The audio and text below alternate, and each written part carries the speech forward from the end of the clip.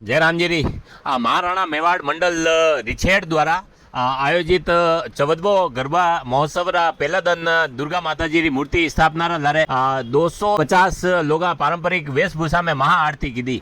आणि कार्यक्रम मैंने पूरा राजसमंद जिला में यो दूसरे दान यो कार्यक्रम वेरो है। या आरती जो है श्री आमज माताजी रा मुख्य पाठ स्थान पे पुजारी मदन जी सेवक द्वारा 1.25 किलो चांदी री आरती लारे या संपन्न भी।